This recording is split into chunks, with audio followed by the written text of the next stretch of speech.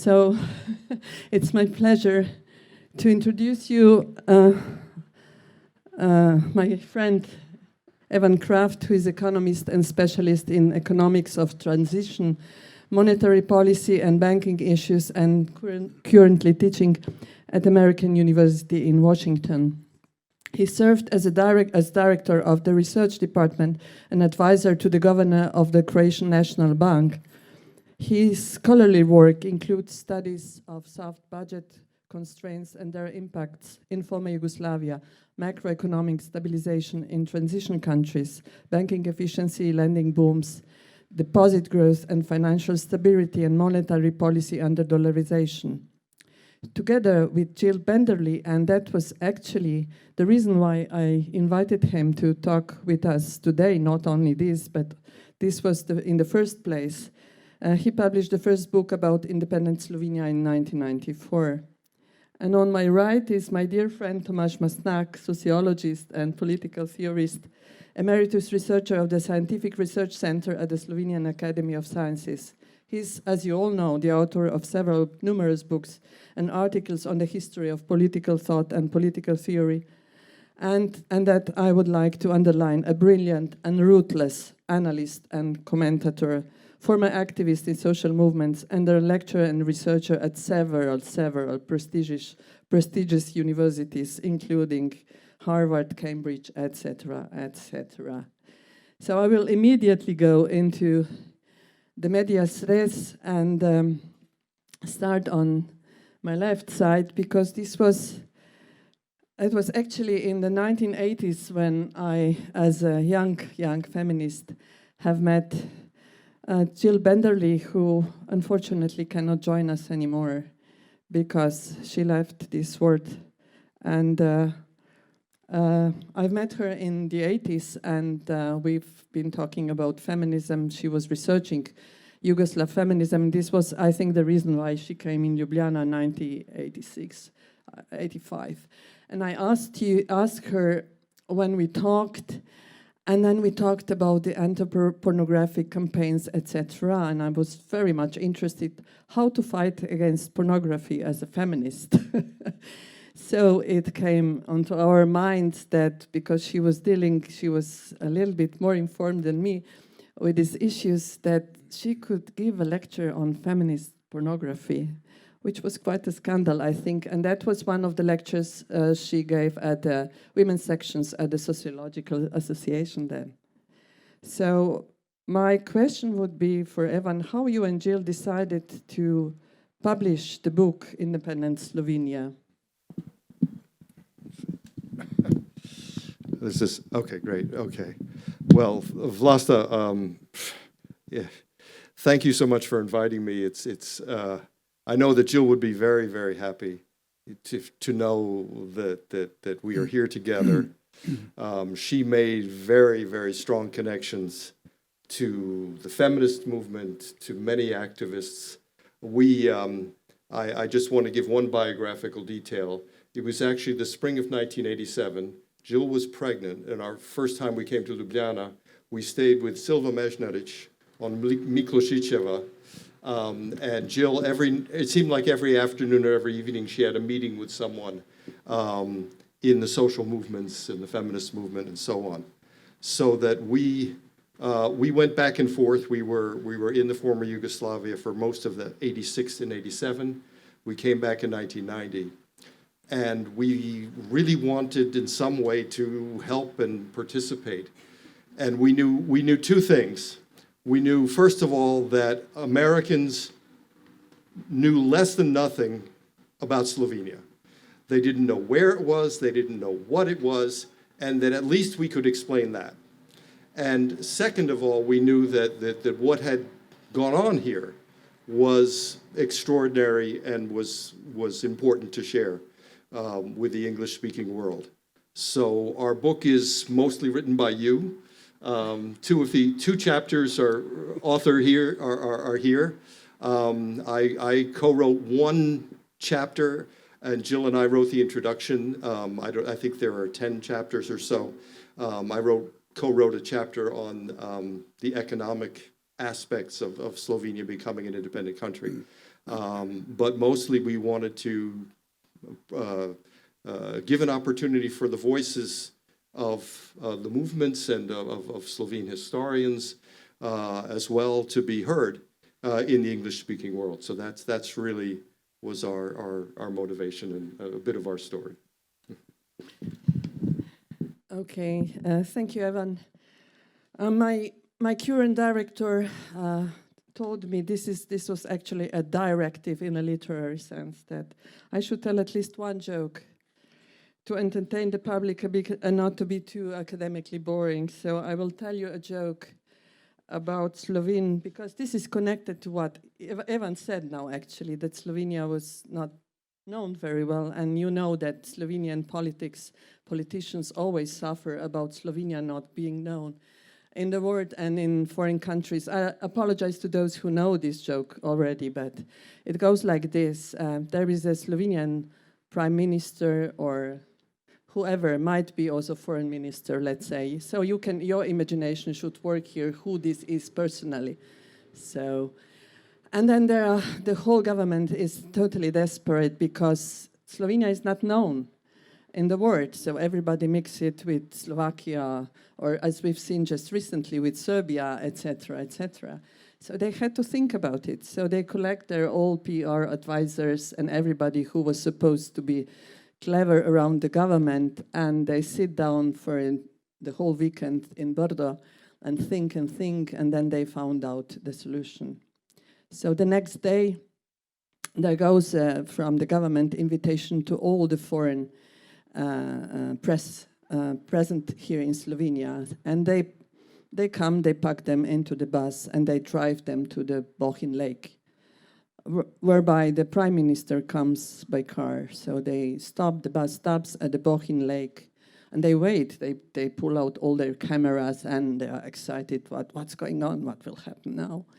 And the car with the prime minister stops. The prime minister comes out, and in Ripčolas, of course, walks down to the lake, and then starts and walks across the whole lake in the middle of the summer, of course. Oh. Wow, then they go back, the bus drives back, the reporters go and they write their reports, and the next day they are curiously waiting, in Gregorčičeva building on, what will the foreign press and media write about it. So the first thing which comes is the New York Times, and there is a headline, Slovenian Prime Minister cannot swim. So from this I want to go to the transition from the 1980s, and we will try to think back about what were the prospects for Slovenia as a new state in those circumstances, and then go to the present and ask us, where are we now? The slogan of our 30 years plays with this word, as you already mentioned, already noticed probably, and we have this on our T-shirts, of course. So who are we? Where are we? So Tomaž, as someone who was politically active and also wrote critically all the time, I would have, in the first place, a question about movements and the transition to the new state, also vis-a-vis your famous thesis about civil society in power, and how you see the first years before joining EU and NATO, and after that, till today. Yeah, I mean, if you will be too long, I will stop jumping with additional questions. So you just start. Because I imagine this to be more a conversation than, lectures, etc. Yeah. I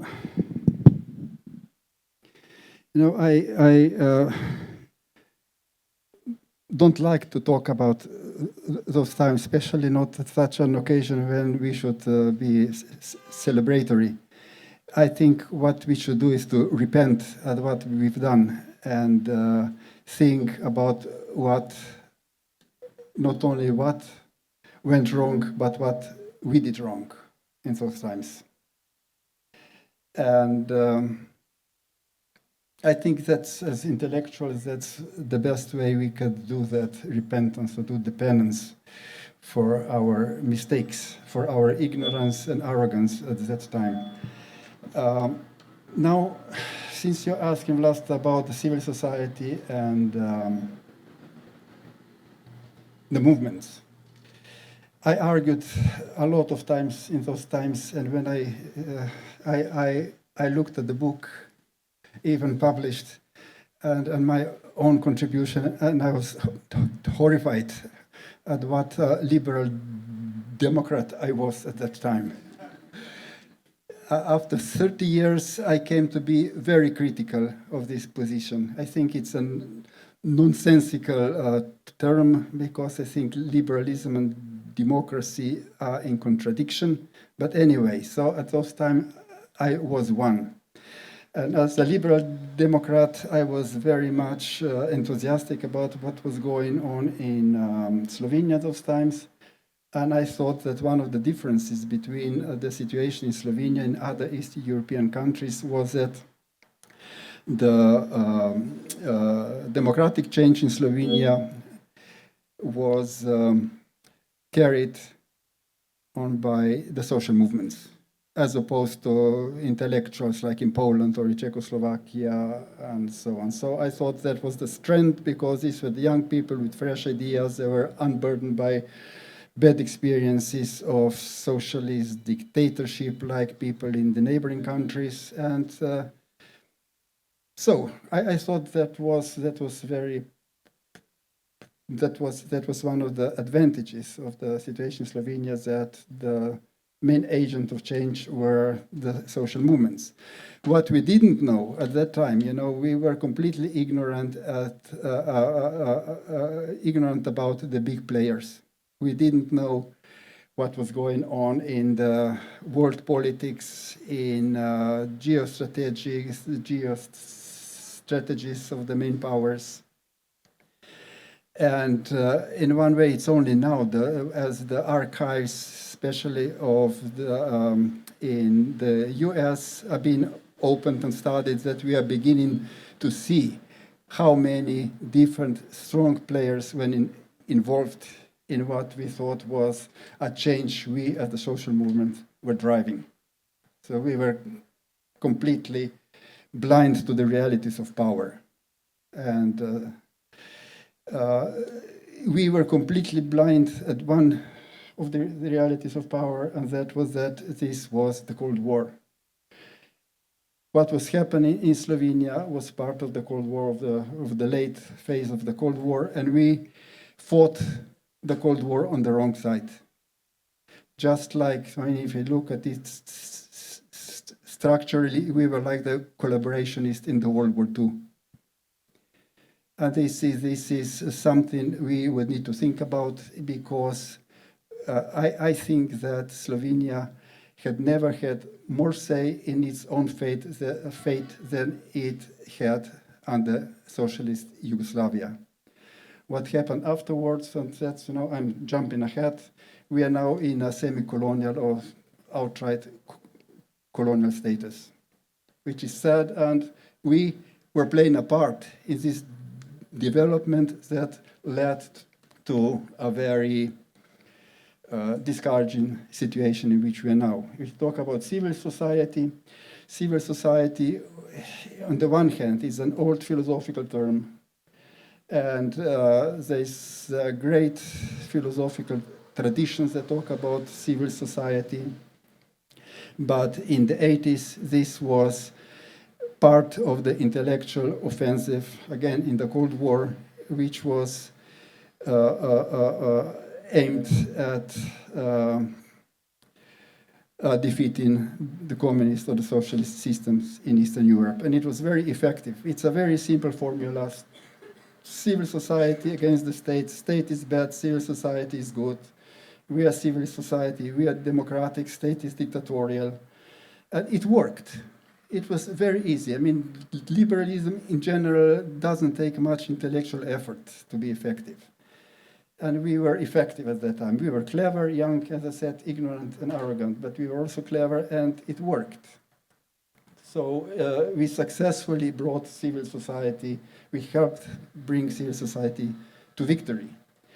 What happens there? Now, if you look at the classical philosophical traditions, in most of them, civil society is supposed to be a sphere independent and opposed to the state. Now, what happened after the democratic whatever we call it. It was not really a revolution, but transition is called transition. Yeah, when we entered into the tradition, civil society came to power, and this is the thinking in the terms of classical traditions. This is a monstrosity. This is the impossible thing, and that impossible thing did happen, and it didn't have good results. It created an independent Slovenia in which the first measures were privatizations, denationalizations, erasure of part of Slovenian citizens, destruction of hundreds of thousands of books that were sent to the paper mills. And this was not a good start, I think. And it went on that way. One of the things where people were very eager to do, ex-civil society now in power, was to give the church back the national forests. And the church was, as the great liberal democratic Prime Minister of Slovenia, Drnovšek, who is still seen as a positive figure in our history, which he was not. He declared that the church was a partner in power. This was a disaster. The promotion of church is not emerging only now after the right-wing government, but it was actually introduced by the Liberal Democrats at that time. Now, what happened after the independence was a political realignment, of course. We were tying our fate to Germany, to Vatican, to the US. Later on, there came the integration into EU and NATO and Euro, which took away the sovereignty that may have still existed in the 90s. Another thing that happened with the independence was a cultural reorientation, which was there already for some time, but we, the Slovenians, declared ourselves Europeans. And we tried to distance ourselves from the Balkan past, our Balkan neighbors. And this was not so, it was stupid. And for one thing, and it was not only the chauvinism that was involved in this distancing, but it was also self-deprecating. We were sort of willing to easily denounce our past and an important part of ourselves. Okay, thank you. I have, when I went back and I've read some texts of yours before this event, and I will now read a few sentences that paid my attention really, as I think we can build on this and further discuss this issue. So, where you were actually writing about the Polish situation, focusing on what the Polish dissidents and civil society activists did, and how they reflected on their own doing then. And then you said, you wrote, I'm quoting now, the only institutional reform they devised was the condemnation and expulsion of the Communist Party. And then you say, there was no new institutional identity, so all its novelty was in new people, new ones in power. If the old power was considered corrupt, the new was considered good, as it was the power of good people. As such, power was all too human, and when things are too human, they happen to be corrupt. So the question of institution building. Well, that's a very important question. I didn't know I thought about those things. Yes, you did. But one of the things about civil society, as it was talked about in the 80s all over Eastern Europe, was that that it didn't have any ideas about the state. It didn't know what the state was. It was the enemy. That was enough. But when these people came to power, they didn't know what to do with the state, what the state was good for.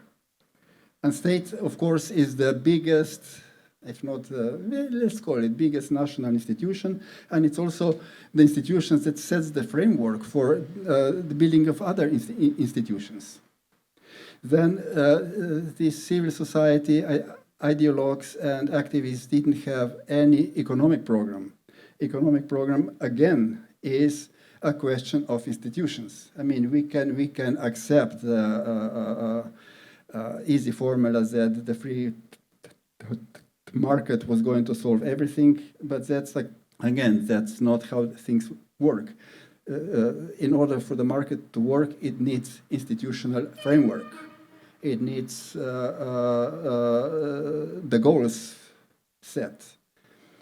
Even some of the liberals would think about that, like the ordo liberals. So it's not you know, that it's anyway. So we didn't have any idea about economy, about the state, and we didn't care about the institutions. And we thought we would just take the institutions over, but we would take institutions over which we hated before that, because they were communist and dictatorship. So what came up was a mess on the one hand. On the other hand, it was just the change of the faces. And we still live in a situation when, especially in Slovenia, that's one of the sad things about Slovenian politics, we are hoping for new faces in politics. We don't hope for new politics, for new political programs, but we hope for new faces. And this is a legacy of the way how we gained independence. We put the new faces on TV and on the front pages of the newspapers, but we had no brains behind those faces that would be able to think about the strategy of national development. I think many options were open at that time, but given how things went, we were led by some very abstract and useless formulas. I would say liberal democratic formulas. Okay, thank you. So now that's a good point to turn to my left. So Tomaž wrote and also said now, spoke about the failure, civil society democrats coming to power, that the failure was that they did not have an economic program and the plan of how to reform institutions, but so that this failure of having economic plan opened a void which led to the market fundamentalism. So your research and teaching is focused on the area of economic transition, banking, but also economic poverty. And you know the region, and you have spent quite a portion of your life here, and you are constantly returning. How do you see what was called economic and monetary transition in the region? Oh, okay. These are a number of really deep and interesting questions. I think one of the very obvious and basic tension in the whole program of Slovenia becoming independent of Yugoslavia in order to become part of another entity, the European Union. So there is this tension between independence and whether participation, perhaps. There's a tension between national sovereignty and gaining national sovereignty, and then immediately aspiring to limit national sovereignty by becoming European. From the economic perspective, though, I have to say I find it very difficult to imagine, certainly Slovenia, a country of 2 million people, as economically independent in very meaningful ways. And I think that you know, and in fact, in the article that I did write for the book, which I published a couple of different versions of with my colleagues, I guess. Shall I wait a second? Yeah. Economic independence in late 20th century, 21st century is at best a very, very limited idea. And the basic strategic idea was that Slovenia would be part of this European economic process, and to seek the maximum, I suppose, political participation voice within that process. And I do think that was probably the only reasonable strategic vision for Slovenia economically. So that the way I think Slovenia has been, you know, accused of in some ways muddling through the transition from communism to market economy. But to me, that was a sign that, so first of all, Slovenia was in a much better initial economic position than countries like Poland, Czech Republic, not to mention the former Soviet countries. And Slovenia was able to take, in some sense, to take more time, but also Slovenia actually acted very rapidly. And maybe I'm looking at this in a little more as a macroeconomic technical person. But the minute Slovenia had got its own currency, with the minute Slovenia got the tolar and had its own monetary policy, Slovenia immediately went about decreasing inflation, stabilizing the economy, and creating the basic groundwork that made economic growth possible. So that I guess I have, you know, there were many very sharp debates, many controversies, many decisions that could have been made differently. The privatization debates in Slovenia were very messy, and the process was very messy. But Slovenia really moved quickly in very basic, important ways to stabilize the broad economic picture, to allow companies to function, to reorient trade. And in many, many respects, if you look at the European Bank for Reconstruction and Development looked in 2001 at the first decade of transition. And for all the problems, Slovenia looks very, very successful in many important ways.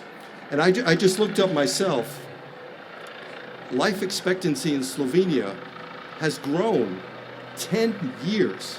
In 1990, Slovenian life expectancy, I think, was 72 years. And in 2020, it was, before the pandemic, I suppose, it was 81 years. So a 9-year increase. That is truly enormous.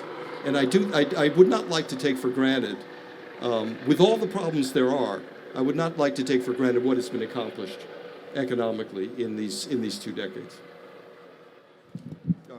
Three decades. Okay, thank you. So I go back to you. I'm not going to leave you yet alone. So in one of your older texts, I found a sentence saying, when you were writing about the question of bank control, Slovene authorities have been wary of foreign banks and probably would not permit them to gain control of any of the 3 rehabilitated banks.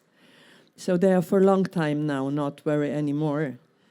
So what went eventually here good or what wrong? Yes, that's a really interesting question. Let me start back in 1993. I was very struck by, and I studied the decision by the Slovene government to nationalize Nova Ljubljana, what became Nova, but then Ljubljanska banka, Kreditna banka Maribor. It was a tremendously important decision because when you have banks that are failing, if you don't do something about them, they drag down the whole economic system. So that was again an early decisive action that was tremendously important. However, Slovenia, compared to many other countries, was very reluctant to privatize its large banks. In my view, that reluctance, along with a certain amount of sort of, in some sense, bad luck, that Slovenia actually adopted the euro at the moment when there was the biggest bubble of capital flying around Europe, credit being given right and left, and Slovenia went from a country with very small public debt and small foreign debt to become highly indebted. And this was partly simply because the European rules, which were based on the idea of a free market of particularly financial markets, Slovenia hit that water at a time when that water was tremendously turbulent. So there's a little bit of bad luck, but then also, if I can just, I'll finish quickly. Slovenia went through then several years from 2011 to 2013, figuring out what to do about this. And that was very, very detrimental and left a big legacy. So in the end, yes, Slovenia has privatized those banks. But I am not at all convinced that the decision to keep them in state ownership was a particularly productive or helpful to the Slovene economy. Okay, Tomaž, you wanted to comment on something? No, I have nothing. I have nothing substantive to say on this topic. So thank you. Okay, my director was weaving me. I don't know whether I should tell another joke or conclude slowly. Okay, we should move the microphones more closer. So I will tell my second joke, and that's all I want to say today. And it's about a joke about the state. And a teacher in the primary school was teaching citizenship education. So this is perverse. I'm talking. I prepared this joke, and I hear all of this. I don't know whether I should tell it or not. So the teacher asks the pupils if they can tell him what is the state about. So Janezek raises his hand and says, I will. And the teacher says, okay, Janezek, so what about the state? Janezek says, the state is like a ship. And how come, says the teacher. Yeah, I mean, the government is like a captain who is supposed to bring the ship safely, to at a certain distance, to reach the safe place, etc. Okay, says the teacher, that's very, very good, Janezek. What about the passengers? Oh, the passengers are the people. So what does the people do? Oh, they vomit.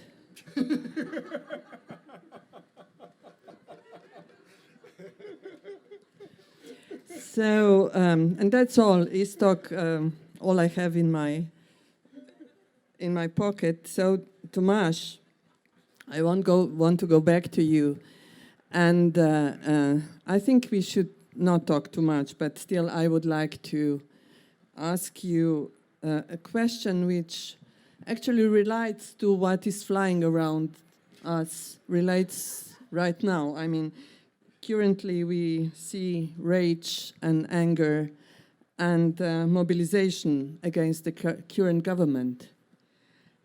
Yet it seems that there is no real alternative present.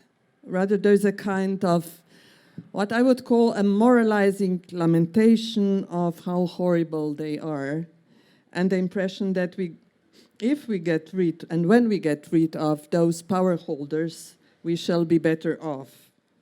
How much is this similar to the situation of change after 1989? So, are we now, like then, also making mistakes in political judgment? Or is, today's generation repeating the mistake in political judgment? It's a difficult question. I don't know how to make the comparison. It's what we see today. What we have today is a completely different kind of politics. than what we had in the late 80s or even in the early 90s. What we had that was an political system based on rational ideology, basically indebted to Enlightenment, and ideas about what the politics was about or the state was about were very different than it was now. There was still talk about the common good, the social ownership. So it was different. So one of the things was that the power then was responsive, was very responsive to criticism, especially if the criticism was more or less convincing. What we see today is a kind of power that not only is not responsive, but is completely unaccountable. So one of the great achievements of the independent Slovenia is, in my view, that the politics has become completely independent from the people. And that's the situation in which we are now. What we have today is a politics that is, if you don't look only at the top level, where we have sadly elected government, even though this one now it's not even elected. But in principle, we have elected government. The problem is that the elections as a mechanism for the constitution of power has been neutralized. We have no choice. We can vote, but we have no choice really. And the politics today we have today is a politics of neoliberal consensus. We have left neoliberals and we have the right-wing neoliberals. They both work within the framework and defend the same basic political economic system, which is the system of the domination of capital. It's capitalism, the late capitalism, as far as we can see this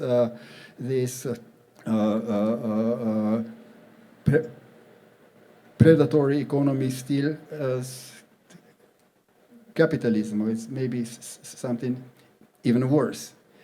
But we have this basic political consensus, no alternative political programs, but a culture war between the two, between the left liberal ideas and socially conservative, sometimes even worse than that, on the right wing.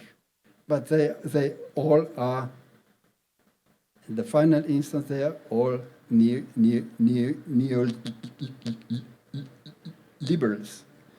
And the problem with the situation in Slovenia now is that there is an opposition to the current government, but there is no opposition to the policy of the current government, and there is no opposition to the system that has brought this current government to power.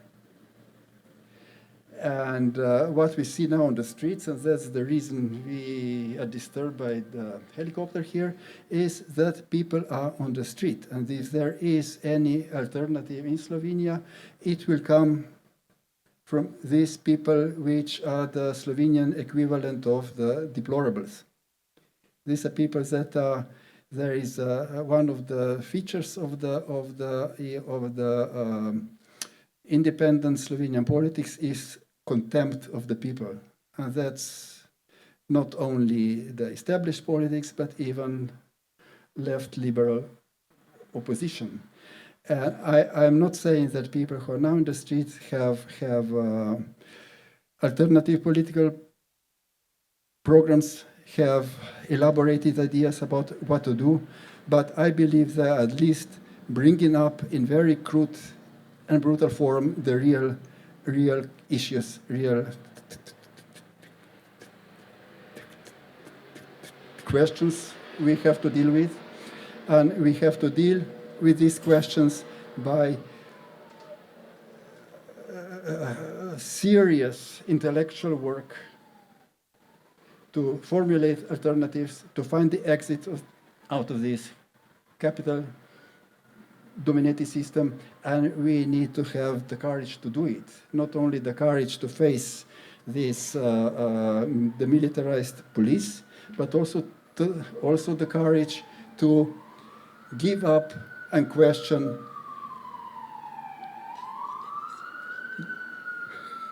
the dogmas, the political truth, the values, our European ideals and values. So what we need is a big overhaul. And what we did in the 80s is that we didn't think through either the ideas of the old system. I mean, it was easy to criticize them, and there was a lot of criticism of them, and we didn't think through what we were embracing. And hopefully we'll be in a situation, we'll come in at a situation where we're not going to repeat the same mistake today. And the main issue, the main thing, ideology and political blocks that needs to be confronted today is liberalism, not some imagined populisms or I don't know what. So that's the core issue of politics today, to confront the liberalism that has exhausted whatever emancipatory potential it may have had sometime in the history, and it's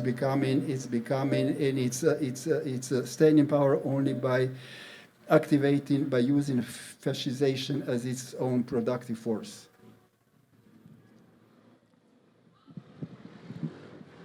Okay, now this brings me to my last question to Evan, which is the question of economic poverty. Maybe Slovenia, Croatia, comparison quickly, or whatever you would say about this related to the, let's say, what is called, we said, transition of 30 years.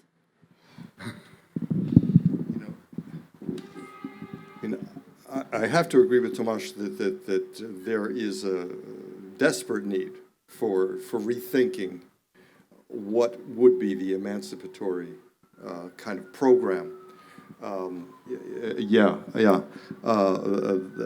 At the same time, we're in a very new situation with the pandemic, with yet a new transition that I think the world of how people work, of how companies work, of virtual work and in-person work, and moving towards, as quickly as possible, towards a greener and more sustainable economy. So it's a very challenging moment, I think, for us. I would actually, I do want to just warn about one word you're using, Tomaž, deplorables. When I hear that word as an American, the people who are being called deplorables, I don't think, it's important to listen. It's important to listen to everyone who's expressing their discontent and their pain. But much of the deplorables, what is deplorable about the people who really deserve that name, not everyone does, is racism, is misogyny, is authoritarianism, is blind belief in religious faith. So I think the challenge for a new egalitarian vision, I don't think I think it would be very difficult to find it from the ranks of that deplorable portion. Okay, I think we've been here now more than an hour. if there is any urgent question from the public, then I would allow it. Otherwise, I would allow us a break, and then we would move to other issues in the second panel. Peter Matjasic, just a quick question to both of the speakers. What would you have done differently? Especially Tomaž was speaking about you did mistakes back then when you were part of a civil society. Now there's a civil society gathering against the repression, both in Slovenia and elsewhere. What lessons have you learned that you want to pass on to the new generation? What is it that you bring to them and pass on the baton in the fight? Not only in Slovenia, but also in the rest of Europe, where it's sliding in terms of democracy.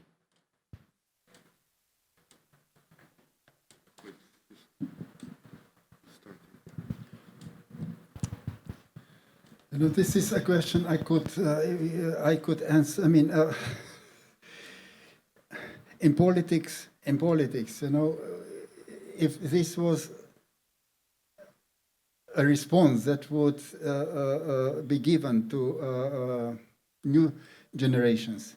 This is a question of concrete situation in which it will be given. So I think it's impossible to give an abstract, general answer to that question. But I can only repeat, it's not very helpful and not very original, but think as much as possible about what you are doing. You know, we were, as I said, we were ignorant and we were arrogant, and it comes together. And we are now in a situation again when the political language has deteriorated so much, it has been decomposed so much. Not even political language. If we talk about Slovenia, the quality of the Slovenian language has deteriorated awfully. And you know, if we lose the language, we can't think and we can't speak. And one of the things that we will need to do today is to defend the language. The political language is another language, so that comes together with thinking. We can't be reduced to how many characters a tweet has, you know, that's, yeah. So, I know it's not very helpful, but it's a question of concrete analysis in a concrete situation, and concrete analysis in a concrete situation can only be done successfully if we are not ignorant. I mean, the educational level, it's not only that the public educational system is being deconstructed. The level of education all over the world is falling awfully. So we have to guard the languages, we have to guard the knowledge, and we have to have the courage to apply this knowledge and to develop the languages and analysis in a concrete situation.